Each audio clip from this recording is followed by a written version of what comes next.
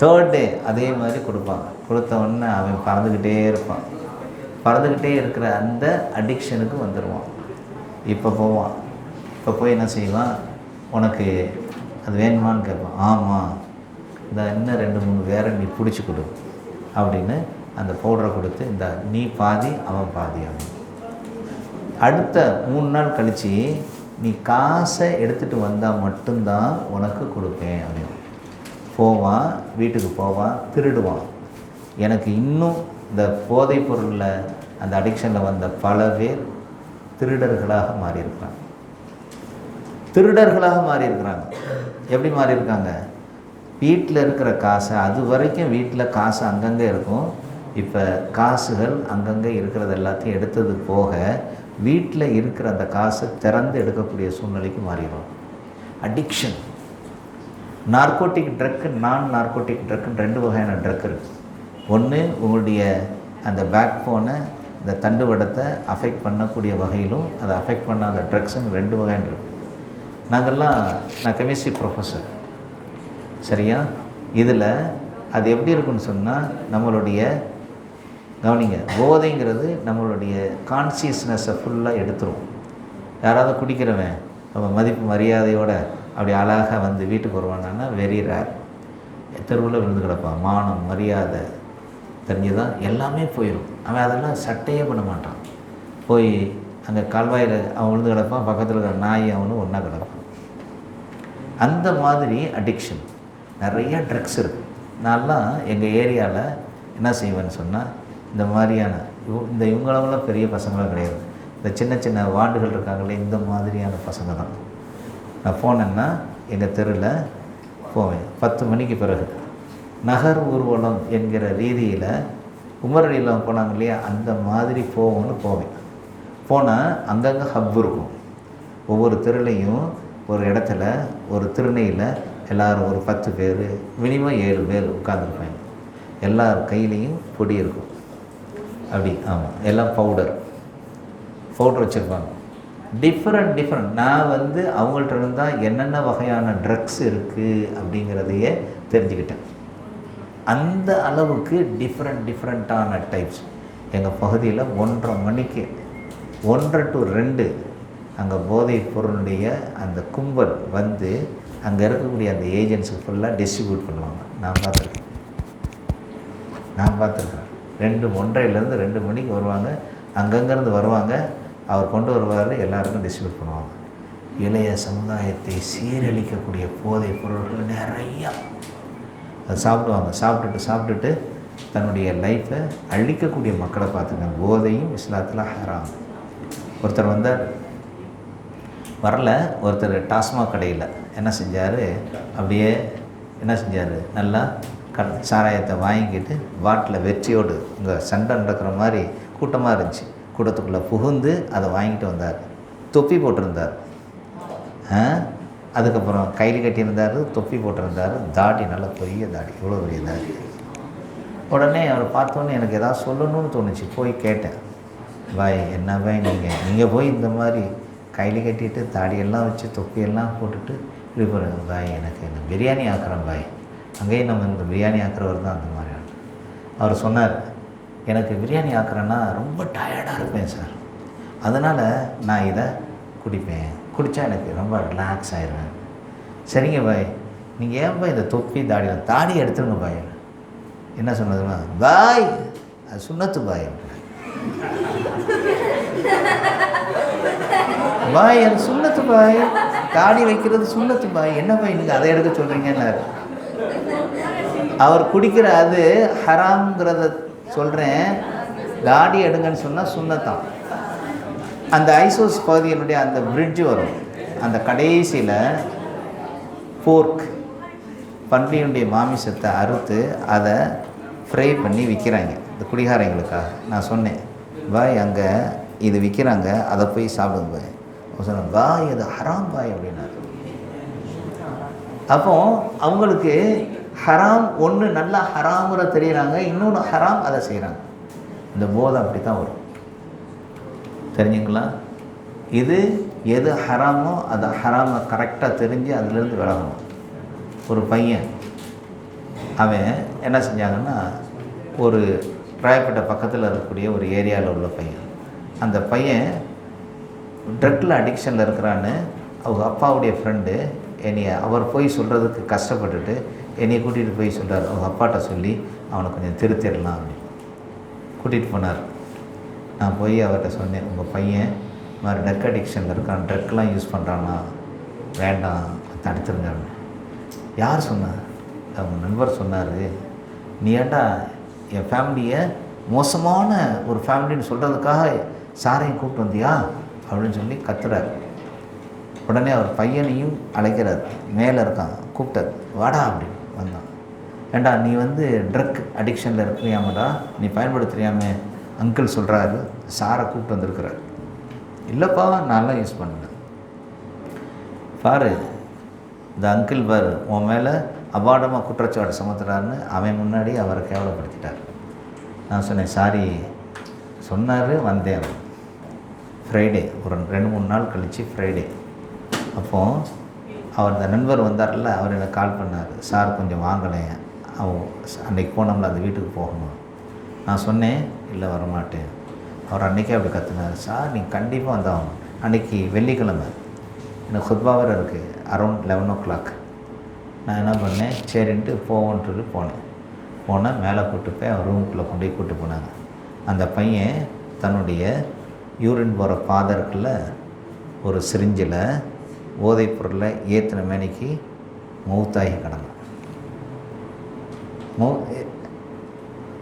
கதையெல்லாம் சொல்லலை, வல்லாஹி நடந்த நிகழ்வு உங்களுக்கு சொல்கிறேன். அதில் போய் ஏற்றின நிலையில் மௌத்தாகி கிடந்தான், அழுகிறாரு. நான் சொன்னேன், இன்றைக்கி உங்கள் நண்பர் சொன்னாரே கேட்கலையே. சார் தப்பு பண்ணிட்டேன் சார், அவன் ட்ரக் அடிக்ஷனில் உச்சத்தில் இருந்திருக்கான் சார். இப்படி ட்ரக் அடிக்ஷன் எதில் கொண்டு விடுவோம்? சூசைடில் கொண்டு போய் விடுவோம், தவறான வழியில் கொண்டு போய் விடுவோம். உங்களுடைய அறிவை, உங்களுடைய ஆற்றலை, உங்களுடைய எல்லாத்தையும் ஒழுங்கடிச்சிடும். நீங்கள் எப்படி ஆயிடுவீங்க? போதையில் முதல்ல கொஞ்சம் போல சின்ன பவுடர் தான் தூங்குவீங்க, மொடா குடியனாக மாறுவீங்க. உங்களுடைய உடலில் இருக்கக்கூடிய ஆண்மை சக்தி போயிடும். நான் ஒரு விஷயத்தை சொல்ல விட்டுட்டேன், மாஸ்டர்பேஷன் பண்ணால் டாக்டர்கள் சொல்லக்கூடியது. நம்ம வெஸ்டர்ன் சைக்காலஜிஸ்ட்லாம் சொல்லுவாங்க, நார்மல் சைக்காலஜி நீங்கள் 4 தடவை கூட பண்ணால் ஒன்றும் தரல, தப்பே கிடையாது தெரியுமா, ஃப்ரீ செக்ஸ் வச்சுக்கலாம் அப்படிம்பாங்க. ஆனால் டாக்டர்கள் சொல்கிறாங்க அப்படிலாம் வைக்கக்கூடாது. மாஸ்டர்பேஷன் பண்ணால் என்ன இருக்குது, ஒரு கிளாண்ட் இருக்குது, நான் ப்ராஸ்டேட் கிளாண்டுன்னு சொல்லி, அந்த கிளாண்டுங்கிறது வாழ்வு. அது யூரின் போகிறத என்ன செய்யும், அடக்கி வச்சுருந்து நம்ம யூரின் போகணுன்னு நினச்சா தான் அந்த வாழ்வு திறக்கும். அது வரைக்கும் நல்லா டைட்டாக பிடிச்சிக்கிட்டு இருக்கும் யூரினரி பிளாடர்லேருந்து. அந்த இதில் கேன்சர் வரும். நான் சொல்லலை, நீங்கள் வேணால் போய் டாக்டர்ஸ் வியூ இன் மாஸ்டர்பேஷன் போட்டு பாருங்கள், அது நிறைய இருக்குது. ஆனால் சைக்காலஜின்னு போனீங்கன்னா இஸ்லாமிக் சைக்காலஜி அதை தடுக்குது, ஆனால் வெஸ்டர்ன் சைக்காலஜி அதை ஆதரிக்குது. ஆனால் மருத்துவர்கள் அதை எதிர்க்கிறாங்க. அதே போல் தான் அந்த ட்ரக் அடிக்ஷனில் உங்களுடைய ஃபேஸ் போயிடும். குடிக்கிறவனுடைய ஃபேஸை பாருங்கள், அவனுடைய உடலில் இருக்கக்கூடிய அவயங்கள் எல்லாம் கெட்டுப்போகும். ஈரல் கெட்டுப்போகும், லிவர் கெட்டுப்போகும், இந்த இண்டஸ்ட்ரின்னு கெட்டுப்போகும், குடல் கெட்டுப்போகும். முன்னாடி சென்னையில் இறந்து போகிற 12 பேரில் ஒருத்தர் கேன்சரில் இறந்து போகிறாங்கன்னு சொல்லி என் நண்பர் கேன்சர் டாக்டர் அவர் சொன்னார். அடுத்து கொஞ்ச நாளில் 8 பேரில் ஒரு ஆள்னு சொன்னார். அடுத்து சில நாட்களில் 6 பேரில் ஒரு ஆள் சொன்னாங்க. இன்றைக்கி என்ன தெரியுமா, சென்னையில் செத்து போகிற 4 பேரில் ஒரு ஆள் கேன்சரில் செத்து போகிறான். நோட் பண்ணிக்கோங்க. இன்றைக்கி சென்னையில் 4 பேர் மௌத்தாகிறாங்கன்னா அதில் ஒரு ஆள் கேன்சரில் இருக்கிறாங்க. அல்லாஹ் அக்பர். அந்த அளவுக்கு இன்றைக்கி என்ன ஆகி போச்சு, இந்த நம்முடைய தவறான அந்த பாதைகள் நம்முடைய ஹெல்த்தை கெடுத்து குட்டிச்சுவராக்கி எங்கேயாவது ஒரு இடத்துல கேன்சரை கொண்டு உருவாக்கி நாம் மௌத்தாகிட்டு இருக்கோம். ஏதோ இன்றைக்கி நம்மள்ட்ட எல்லாம் இல்லை அப்படின்னு நினச்சிக்கிட்டு இருக்கிறீங்க. எல்லாம் பாதுகாக்கணும். அதனால் என்ன செய்யணும், இந்த போதையிலிருந்து நாம் விலகி இருக்கணும். ஏன்னா ரொம்ப நேரம் எனக்கு பேசுகிறதுக்கு எனக்கு கிடைக்காது. அடுத்து இருந்து இது எல்லாமே மதுவாக இருக்கட்டும், புகையிலையாக இருக்கட்டும். இன்றைக்கெல்லாம் வேப்பிங்னு சொல்லி ஒன்று இருக்குது, கேள்விப்பட்டிருக்கீங்களா? வேப்பிங் கேள்விப்பட்டிருக்கீங்களா? இ சிகரெட் அப்படிம்பாங்க. அதில் ஒரு கெமிக்கல் ஒன்று இருக்குது. அந்த கெமிக்கல் என்ன செய்யும்னா பேர்ன் ஆகும். வேப்பரை கொடுக்கும். அந்த வேப்பரை அப்படியே ஸ்மெல் பண்ணி அப்படியே ஹை லெவலில் மிதக்கிறது, அதுக்கு பேர் வேப்பிங். அதெல்லாம் இன்றைக்கி இருக்குது. ஃபுட்டையும் நான் ஏற்கனவே சொல்லிட்டேன். கட்டுப்பாடு இல்லாத வகையில், கட்டுப்பாடே இல்லாத வகையில் நீங்கள் சாப்பிட்டுக்கிட்டு இருக்கோம். இன்றைக்கி இந்த யாராவது ஒரு ஆளை பார்க்குற போது இங்கே உள்ள அப்படி தொந்தி தெரிஞ்சுன்னு சொன்னால் சேர்த்துக்கிட்டு இருக்காருன்னு அர்த்தம். வெள்ளி எந்த அளவுக்கு பெருசாக இருக்கும், வெள்ளி அந்த தொந்தி எந்த அளவுக்கு பெருசாக இருக்கும் அந்த அளவுக்கு அவருக்கு சீக்கு நிறைய சேர்ந்துக்கிட்டு இருக்குன்னு அர்த்தம். தெரிஞ்சுதான் நம்ம இந்த உணவு கட்டுப்பாடு இல்லாத காரணத்தினால அந்த இல்மே இல்லை நமக்கு. எனக்கு நல்லா ஞாபகம் இருக்கும். அஜினோமோட்டோ அப்படிங்கிற அந்த காம்பவுண்டை பற்றி படிச்சிருக்கிறேன். அந்த இல் எஃபெக்ட்ஸ்லாம் படித்து பார்த்தா யாராவது படித்து பார்க்குற ஒருத்தன் கூட அதை யூஸ் பண்ண மாட்டான். ஆனால் என்ன சுவையூட்டிகள், டேஸ்ட்டை கூட்டுற அந்த பொருள் சொல்லி அஜினோமோட்டோவை வீட்டில் தாராளமாக போட்டுக்கிட்டு இருக்காங்க. ஏதாவது கொஞ்சம் மட்டமாக குழம்பு காய்ச்சிட்டாங்கன்னா நம்ம வீட்டில் நம்ம அம்மா என்ன செய்வாங்க, அஜினோமோட்டோவை தூக்கி போட்டால் டேஸ்ட்டாக இருக்குன்னு போடுறாங்க. இப்படி தான் செய்கிறாங்க. நான் கேட்டேன், ஒரு வீட்டில் போனால் என் ஒய்ஃபு நல்லா சமைப்பாங்க. அவங்கள்ட்ட கேட்டேன், நல்லா சமைப்பீங்களா சிஸ்டர்னு கேட்டால் அவங்க சொல்கிறாங்க, இருக்கவே இருக்குது அஜினோமோட்டோ, போட்டால் அது டேஸ்ட்டாக கொடுத்துரும் அப்படின்ட்டு. இந்த லெவலுக்கு இருக்குது. நீங்கள் ஃபாஸ்ட் ஃபுட் ஐட்டம்லாம் போய் சாப்பிட்டீங்கன்னா வெறும் அஜினோமோட்டோ இல்லை, 7 type of salt they are using. Fast ஃபுட்டில் போய் நல்லா டேஸ்ட்டாக இருக்குது அப்படின்னு சாப்பிட்றீங்கள, எத்தனை சால்ட் யூஸ் பண்ணுறாங்க? 7 டைப் ஆஃப் சால்ட்ஸ். ஒவ்வொரு சால்ட்டுக்கும் ஒரு இல் எஃபெக்ட் இருக்குது. அத்தனை சால்ட்டையும் தூக்கி மொத்தமாக போட்டு ஆயில போட்டு எல்லாத்தையும் போட்டு மிக்ஸ் பண்ணி கொடுத்தா சூப்பராக இருக்குது தெரியுமா அப்படின்னு. ஷவர்மா என்ன, பர்கர் என்ன, அது என்ன, இது என்ன, வித்தியாசமான பேரில் இன்றைக்கி நிறைய இருக்குது. ஆனால் அத்தனையும் உங்களுடைய உடலில் வந்து அந்த ஃபேட் கான்டென்ட் கூடிருச்சுன்னு சொன்னால் உங்களுக்கு உடலில் நிறையா இருக்கும். அதனால் என்ன செய்யக்கூடாது, உடலை கெடுக்கக்கூடிய உணவுகளையும், அதுலேயும் குறிப்பாக 10th 11th 12th இந்த படிக்கிற பசங்க board exam 10th and 12th தான் போர்டு எக்ஸாம் எழுதுகிறவங்க கொஞ்சம் தயவுசெய்து ஆயிலி அதுக்கப்புறம் ஸ்பைசி இந்த ஐட்டத்திலேருந்தும் நீங்கள் விளைகிறது. நேரம் அதிகமானது இன்னும் ஒரு செஷன் இருக்கா, அவ்வளோதான். சரி, அடுத்தது போகும். இதெல்லாம் இன்றைக்கி நிறையா, இன்றைக்கி இது ரொம்ப பெரிய அடிக்ஷனாக இருக்குது. என்ன செய்கிறது, நான் யார் தெரியுமா, என் ஃபேமிலி என்னன்னு தெரியுமா, என் குலம் என்ன தெரியுமா, என் கோத்திரம் என்ன தெரியுமா, நான் தான் என்னது சையது ஃபேமிலியிலேருந்து வந்திருக்கிறேன், நான் யார் தெரியுமா, ஷேக் ஃபேமிலியிலேருந்து வந்திருக்கிறேன். இப்படி தன்னைத்தானே உயர்வாக நினைக்கக்கூடியது பெருமையின் உச்சத்தில் இருக்கிற, கவனிங்க, பெருமையினுடைய உச்சத்தில் இருக்கிறது கூட ஒரு அடிக்ஷன். எல்லாம் எப்படி இருக்காங்க தெரியுமா, தன்னைத்தானே உயர்வாக. யாராவது ஒரு அமைப்பில் தலைவராக இருந்துட்டால் போதும், உடனே அங்கே இருக்கிற அத்தனை பேரும் தலைவரேன்னு சொல்லணும். அது சொல்கிறத கேட்டவுடனே அப்படி ஒரு கிக்கு ஏறும். ஆமாம், நம்மளை தலைவர்னு சொல்கிறாங்க. அதனால் அன்பார்ந்த சகோதரர்களே, இப்படிப்பட்ட இந்த பெருமை அணு அளவு யாருடைய உள்ளத்தில் பெருமை இருக்கோ அவர் சொர்க்கம் நுழைய மாட்டார். சொர்க்கம் அந்த பெருமைனா என்ன தெரியுமா, பெருமைன்னா என்னன்னு தெரியுமா, நபி ஸல்லல்லாஹு அலைஹி வஸல்லம் சொல்கிறாங்க, என்னது, சத்தியத்தை மறுத்தல், இதுதான் ஹக் என்று தெரிந்தும் அதனை மறுத்தல், பிறரை இழிவாக கருதல், இந்த ரெண்டும் தான் பெருமை. இதுதான் அனானியத், இதுதான் தான் என்கிற அகந்தை, இதுதான் பெருமை. இந்த கிபர் எல்லாத்தையும் வரக்கூடாது. வந்துச்சுன்னா இது ஒரு அடிக்ஷன். யார் இந்த பாருங்கள், பொலிட்டீஷியனெல்லாம் பாருங்கள், அவன் அப்படியே அந்த வேஷ்டியை அப்படி வெள்ளை கலர் வேஷ்டியை அப்படி தரையில் வர்ற மாதிரி இழுத்துக்கிட்டு அப்படியே போவான். அதனால தான் நபி ஸல்லல்லாஹு அலைஹி வஸல்லம் கரண்டைக்காலுக்கு மேலே ட்ரெஸ் விட்டு கொண்டுறாங்க. இதை கரண்டைக்காலுக்கு கீழே அந்த ட்ரெஸ்ஸை, என்ன தம்பி, ஹலோ,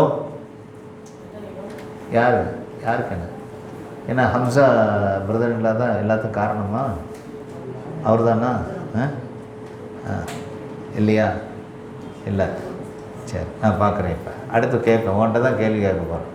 கரெக்டாக ஆன்சர் சொன்னேன்னா இங்கேருந்து விட மாட்டேன், ஹம்சாட்ட கூப்பிட்டு போயிடுவேன். ஓகே, கவனிங்க, என்ன சொன்னேன் நான்,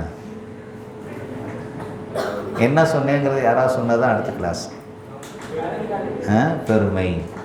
அப்போ இந்த பெருமையில் நாம் வாழ்ந்து வந்தால் அவ்வளவுதான். அணு அளவு பெருமை இருந்தால் கூட இது. அதே மாதிரி இது தன்னை கண்டு வியத்தல் அந்த பெருமையில் வரும். அங்கீகாரம், தனக்கு ரெக்கக்னைசேஷன் கிடைக்கும். நல்லது தான். நன்மையான காரியத்தில் தனக்கு மரியாதை மதிப்பு இதெல்லாம் கிடைக்கணும் என்பதற்காக முயல்வது தப்பு கிடையாது. அது போதையாக மாறிடக்கூடாது, அடிக்ஷன் ஆகிடக்கூடாது. ஆக அன்பார்ந்த சகோதரர்களே, இதெல்லாம் ரொம்ப ரொம்ப முக்கியமான சில தகவல்கள். இங்கே நிறையா கட் பண்ணிட்டேன், டைம் இல்லை. எல்லோரும் ஒரு எஃபெக்டிவ் கிளாஸ் இஸ் ஒன்லி 40 மினிட்ஸ்னு சொல்லி நானே எல்லார் இடத்துலையும் எடுத்துருக்குறேன். The effective class is only 40 minutes. அதுக்கு மேலே எடுத்தால் போர் அடிக்கும். எவ்வளோ தான் நல்லா எடுத்தாலும் போர் அடிக்கும், கட் பண்ணிடணும். ஆனால் உங்களுக்கு 1.25 மணி நேரத்துக்கு மேலே எடுத்தால் போர் அடிக்காது. 1.25 மணி நேரம் முடிஞ்சு போகுது, அவனுக்கு போர் அடிக்காது, நிறைய பேருக்கு போர் அடிக்காது. அதனால் இங்கே இந்த இடத்துல நிறுத்துவது தான் நல்ல தன்மை. அதனால் நான் இப்போ முடிக்க போகிறேன். கன்க்ளூசன் அப்படின்னு என்ன அர்த்தம்? இந்த முடிவு, என்ன முடிவுக்கு நம்ம வரலாம், என்ன முடிவுக்கு வரலாம்ங்கிறது யாராவது ஒருத்தர் சொல்லுங்கள். யாராவது ஒருத்தர் கையை தூக்கு. இதிலேருந்து ஒரு கன்க்ளூஷனுக்கு நம்ம வரலாம் அப்படின்னு சொல்லக்கூடியவங்க கையை தூக்கு சொல்லுங்கள். கன்க்ளூஷன் யார் சொல்கிறா? யாராவது ஒருத்தர் சொல்லுங்கள். நீங்கள் சொல்லுங்கள் பிரதர், நீங்கள் சொல்லுங்கள். ஃபாரூக், நீங்கள் சொல்லுங்கள். இவ்வளோ நேரம் நடந்ததில்ல, அதில் கன்க்ளூஷன்.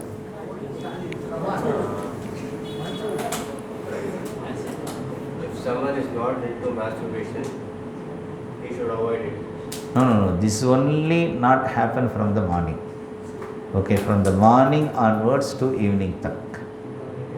Okay, என்னென்னலாம் இது வரைக்கும் நான் சொன்னனோ அத்தனையையும் நீங்கள் ஒரு சம்மரைஸாக ஒரு கன்க்ளூஷனாக சொல்லணும். சொல்லுங்கள். The main problem is with nafs, so our main aim is to control the nafs. Conclude nafs. That's all. Nafs is the root of every desire, right? Okay. So if you control nafs, you can control the Everything, inshallah. Then the ways we control the nafs, okay, whether it is the masturbation or infatuation or the drug addiction or the digital addiction, whatever it may be, when we control, then our nafs, inshallah, everything will control. That is his conclusion. Okay, any other?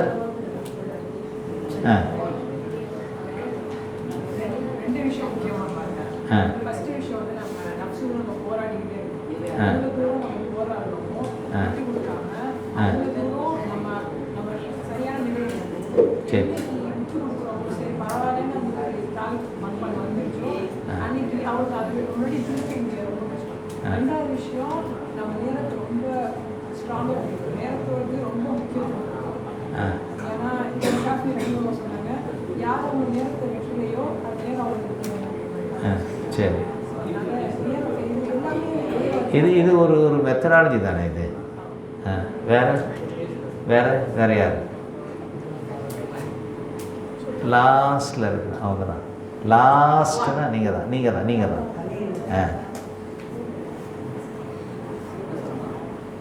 என்ன conclusion இது வரைக்கும் நம்ம நடத்துனதில் வரக்கூடிய conclusion என்ன?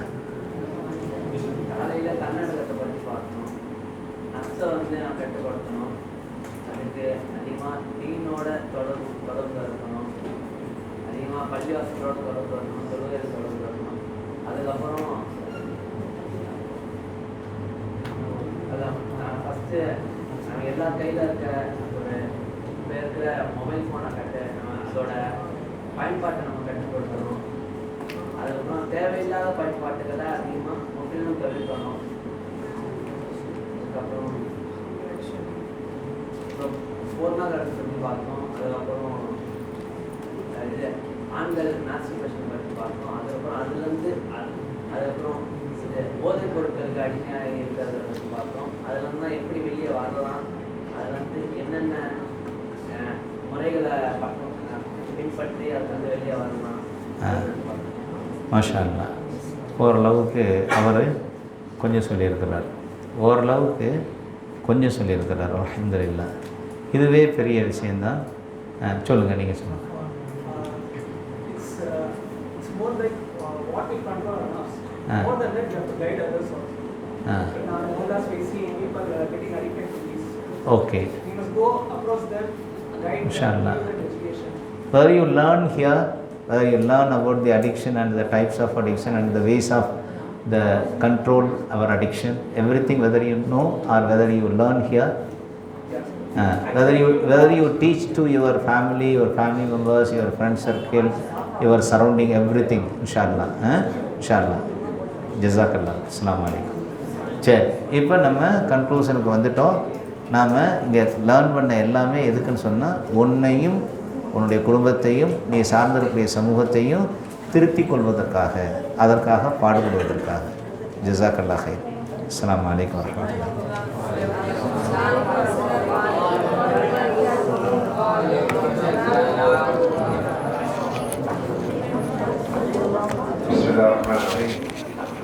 அரபியில் ஒரு கூற்று இருக்கு, அரபு ஷர்ரல்ல நிஷரிபல் விகாயத்தன்மின். அதாவது நான் தீமையை பற்றி தெரிஞ்சுக்கிட்டேன், அதை அமல்படுத்துறதுக்காக இல்லை, ஆனால் அது பாதுகாப்பு தேடுவதற்காக அப்படின்னு சொல்லிட்டு.